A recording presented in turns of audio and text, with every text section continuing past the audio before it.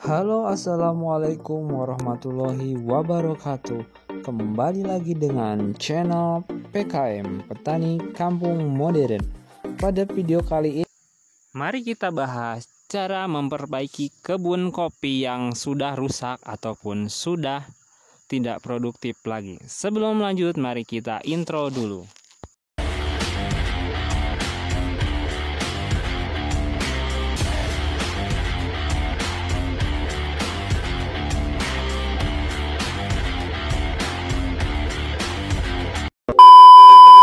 Pada dasarnya, untuk memperbaiki kebun kopi rusak, kita harus memahami dulu apa yang namanya pH. pH tanah dari 1 sampai 7 ataupun 1 sampai 11. pH tanah yang dimaksudkan adalah pH yang ada di kebun kita. Penggunaan herbisida yang sudah melampaui batas ataupun sudah berpuluh-puluh tahun akan membuat tanah drop dan juga akan membuat tanah bantat dan tanah gersang. Bahkan untuk ditanami kopi pun sangat sulit. Ada beberapa cara untuk memperbaiki kebun kopi yang rusak secara bertahap maupun secara langsung. Nomor 1. Pertama adalah penggunaan kapur ataupun kaptan. Sering sekali saya mendengar komentar-komentar di Facebook, di WhatsApp maupun di YouTube.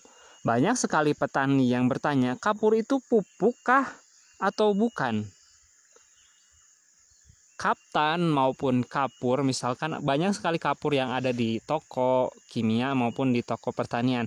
Salah satunya adalah Petrokas, Kebomas, dan Dolamit.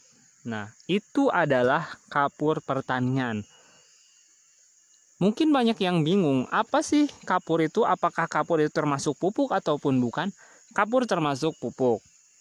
Kenapa kapur termasuk pupuk? Dalam kapur terkandung yang namanya kalsium. Kalsium masuk ke salah satu pupuk makro. Jadi, fungsi utama selain untuk meningkatkan pH tanah, juga memberikan banyak kalsium untuk menambah jumlah perakaran pada tanaman yang kita berikan kapur pertanian tersebut. Nomor 2. Selanjutnya adalah pupuk ataupun asam humat maupun asam pulpat. Asam humat biasa digunakan oleh para petani Brazil maupun petani Vietnam. Penggunaan asam humat, kenapa mereka menggunakan asam humat ketimbang menggunakan seperti kompos ataupun kohe? Karena pada asam humat terkandung humus yang cukup besar, yang artinya ketimbang ataupun perbandingan antara kohe dengan asam humat itu sangat berbeda jauh. Sebagai contoh saja, kompos ataupun kohe pada kambing, kotoran kambing ataupun kohe pada kulit kopi itu hanya mengandung humus beberapa persen saja, misal 1-5%.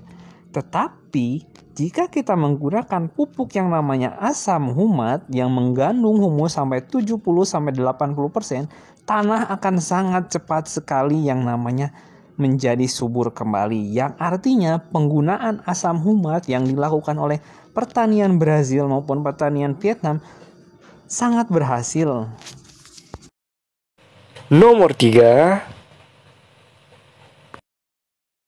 Yang selanjutnya adalah kompos. Kompos yang biasa dipakai atau digunakan di Indonesia kebanyakan adalah kohe ataupun kotoran hewan. Biasanya kohe banyak yang digunakan dari kotoran hewan seperti kambing, sapi, dan lain-lain.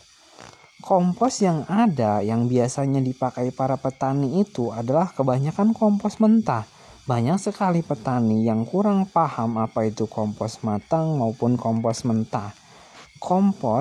Komposisinya pun sangatlah minim sedikit, yang artinya jika kita menggunakan kompos untuk memperbaiki kesuburan tanah, maka yang dibutuhkan untuk 1 hektar itu mencapai 200-300 ton untuk 1 hektar. Jadi kompos sangat banyak sekali dibutuhkan untuk memperbaiki lahan 1 hektar. Jadi Petani pun harus paham mana itu kompos mentah, mana itu kompos matang. Banyak juga yang kurang paham akan yang namanya kompos mentah maupun kompos matang.